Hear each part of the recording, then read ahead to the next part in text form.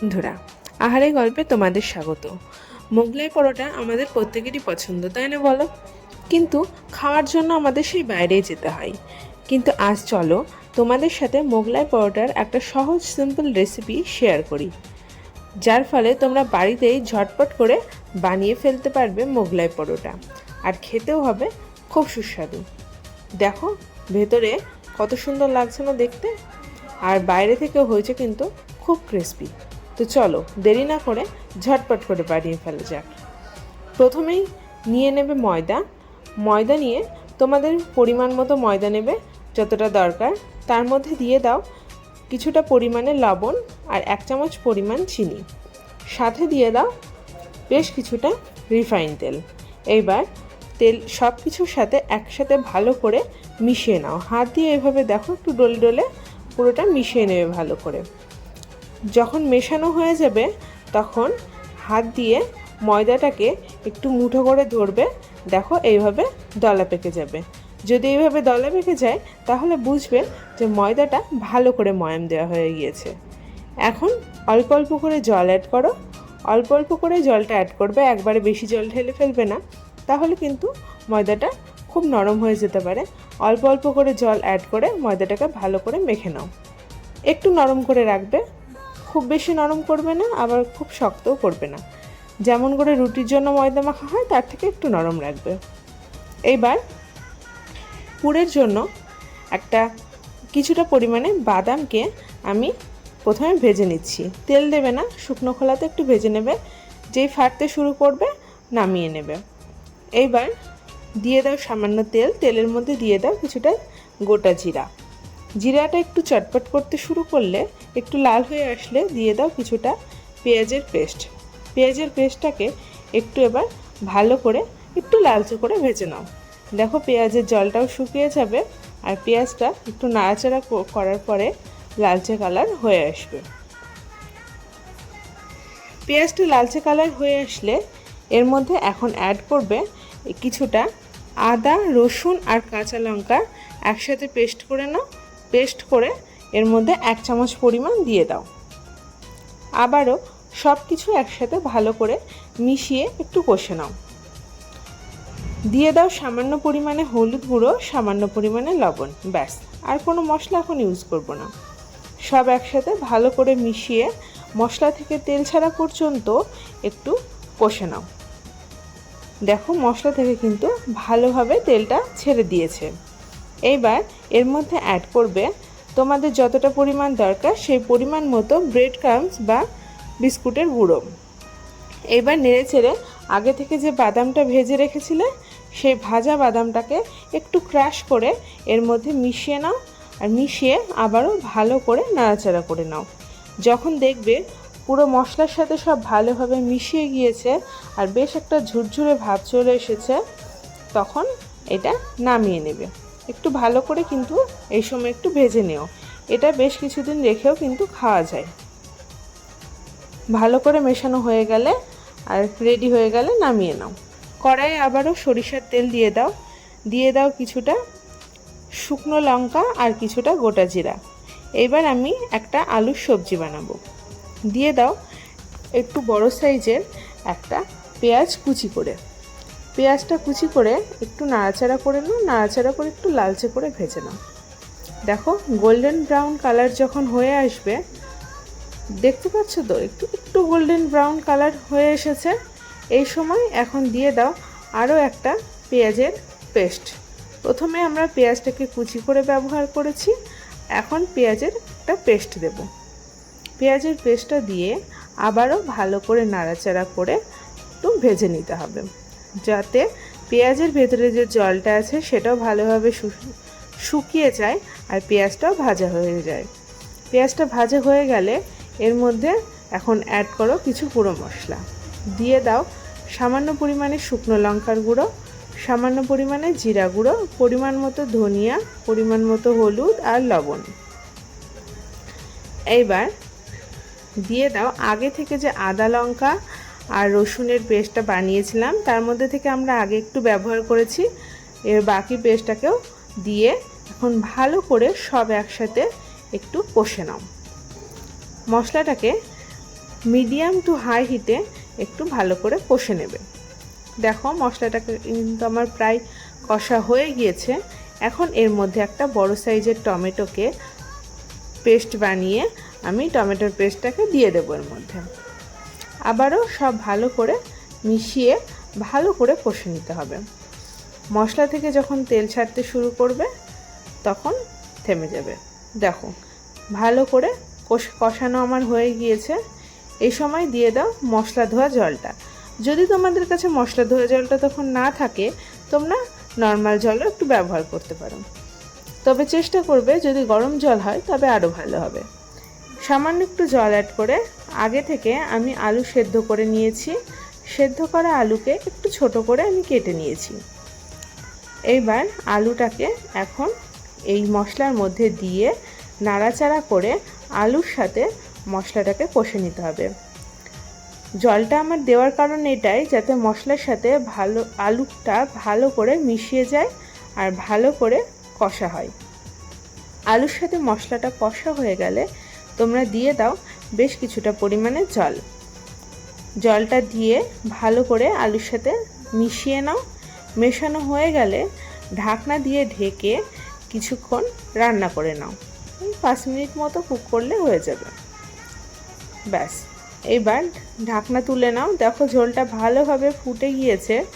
ঝোলটা কিন্তু শুকিয়েও গিয়েছে অনেকটা। দিয়ে দাও কিছুটা গরম মশলার গুঁড়ো আর ধনিয়া পাতা কুচি। ওপর থেকে ছড়িয়ে দাও। ভালো করে সব মিশিয়ে নাও। আলুর সবজি রেডি। তোমরা চাইলে এই আলুর সবজিটা আরও শুকনো করেও করতে পারো, কিন্তু আমার মনে হয় একটু ঝোল রাখলে খেতে বেশি ভালো লাগে। তবে এই ঝোলটা আরও একটু শুকিয়ে যাবে কিন্তু পরে, যখন একটু নর্মাল হয়ে যাবে। ব্যাস, আলুর সবজি রেডি হয়ে গিয়েছে। এবার আগে থেকে যে ময়দাটা মেখে রেখেছিলে, ময়দাটা চেষ্টা করবে মোটামুটি প্রথমেই আগে মেখে নেওয়ার জন্য, কারণ ময়দাটাকে কিছুক্ষণ রেস্টিং টাইম দিলে ময়দাটা কিন্তু ভালো হবে।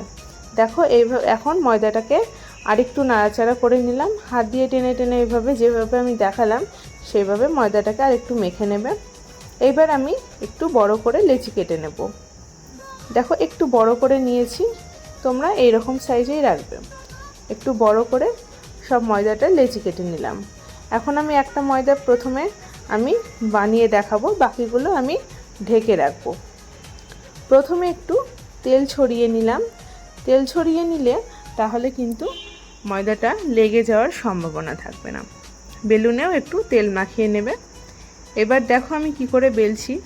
একটু পাতলা করে কিন্তু বেলতে হবে। হালকা হাতে একটু বেলে নিতে হবে। দেখো একটু লম্বাটে করে বেলবে, সাইডটা কম করবে, লম্বা করে একটু বেলে নেবে। দেখো আমি কিভাবে বেলছি, তোমরাও কিন্তু এইভাবে বেলে নেবে।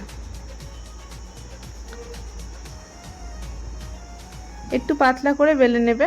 দেখো আমি কেমন পাতলা রেখেছি। এবার আমি একটা পুর বানাবো।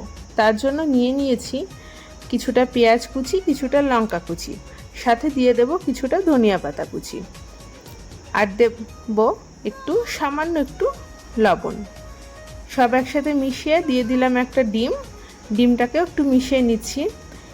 এইবার আগে থেকে যে ব্রেড ক্রাম্বসের যে পুরটা আমরা বানিয়েছিলাম, সেটা আমরা একটা ডিমের জন্য মোটামুটি 2 থেকে 3 চামচ পরিমাণ দরকার।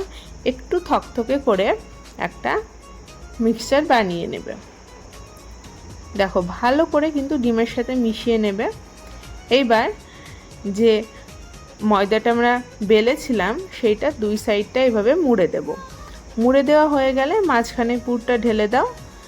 একটু চারি সাইডে এইভাবে কাঁটা চামচটা দিয়েই আমি দেখো ছড়িয়ে দিচ্ছি কীভাবে, এইভাবে ছড়িয়ে দেবে।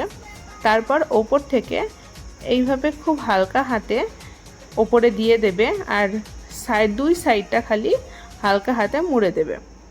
দেখো আবার নিচের সাইডটা থেকে ওপরে তুলে সেম আমি যেই প্রসেসে করছি সেই প্রসেসেই করবে। এক্সট্রা কোনো জল বা তেল পাশে কিছু দেওয়ার কোনো দরকার নেই। হালকা হাতে চারি সাইডটা একটু মুড়ে দিলে হয়ে যাবে। ব্যাস, এটা রেডি। এইবার কড়াইয়ে তেল গরম করে নাও। দেখো একটু ময়দার কুচি দিতে ওপরে উঠে এসেছে। খুব বেশি গরম করতে যাবে না, আবার খুব ঠান্ডাও রাখবে না তেলটা। তেলটা যদি খুব বেশি গরম করে ফেলো তাহলে কিন্তু একবারে ঝট করে পরোটাটা লাল হয়ে যাবে, ভেতর থেকে কিন্তু ভালোভাবে তখন পাকবে না। সেই জন্য চেষ্টা করবে লো টু মিডিয়াম হিটে গ্যাসটা রেখে ভেজে নেওয়ার। দেখো হালকা হাতে এবার ওইটাকে দিয়ে দিতে হবে, পরোটাটাকে তেলের মধ্যে ছেড়ে দেবে। আর এরকম একটা হাতা দিয়ে আস্তে আস্তে তেলটা ওপর থেকে একটু দিতে থাকবে। গ্যাসের হিটটা কিন্তু অবশ্যই লোতে রাখারই চেষ্টা করবে। এক সাইড হয়ে গেলে উল্টিয়ে এইভাবে একটা চিমটা নেবে, চিমটা দিয়ে উল্টিয়ে নেবে, তাহলে ওল্টাতে সুবিধা হবে। দেখো এক সাইড হয়ে গেলে উল্টিয়ে আর এক সাইডও ভেজে নেবে। এটা ভাজা হোক ততক্ষণে আমরা আরও একটা বেলে তোমাদের দেখাচ্ছি। দেখো ময়দাটাকে কিভাবে বেলতে হবে ভালো করে দেখে নাও। হালকা হাতে কিন্তু এভাবে বেলে নেবে, দুই সাইডটা এভাবে ফোল্ড করে নেবে। সেম একই প্রসেসে নিয়ে নাও কিছুটা পেঁয়াজ কুচি, লঙ্কা কুচি আর ধনিয়া পাতা কুচি। সাথে নিয়ে নাও যে পুরটা বানিয়েছিলে সেইটাই নিয়ে নিলাম, 2.5 থেকে 3 চামচ মতো। একটা থকথকে বানানোর মতো, সেখানে তোমাদের যদি মনে হয় আরও একটু বেশি বা কম দরকার ব্রেড ক্রাম্বসটা বা বিস্কুটের গুঁড়োটা, তাহলে তোমরা বেশি বা কম করে নেবে। সব একসাথে ভালো করে মিশিয়ে নাও, ডিম দিয়ে মিশিয়ে মাঝ বরাবর ওটা ঢেলে দাও। ঢেলে দেওয়া হয়ে গেলে আবার সেম একইভাবে ওপর থেকে প্রথমে আগে দিয়ে দাও, ওর ওপরে হালকা হাতে দেবে, কোথাও ফেটে না যায় লক্ষ্য রাখবে। দেখো এইভাবে আঙুলগুলো দিয়ে চারি সাইড থেকে হালকা করে একটু মুড়ে দাও, যাতে ভেতরের পুরটা বাইরে বেরিয়ে না যায়।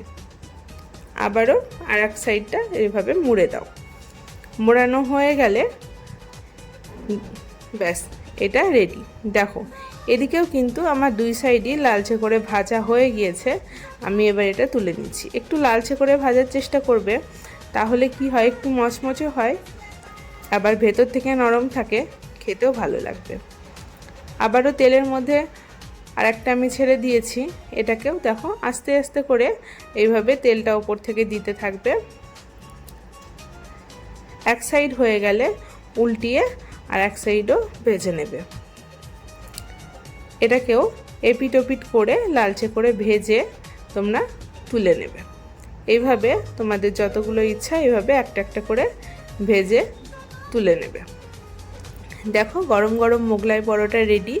তোমরাও বাড়িতে বানিয়ে ট্রাই করো আর আমাকে কমেন্টে জানিয়ে যেও তোমাদের ভিডিওটি কেমন লেগেছে। ভালো লেগে থাকলে লাইক, শেয়ার, সাবস্ক্রাইব করে আমার পাশে থেকো কিন্তু।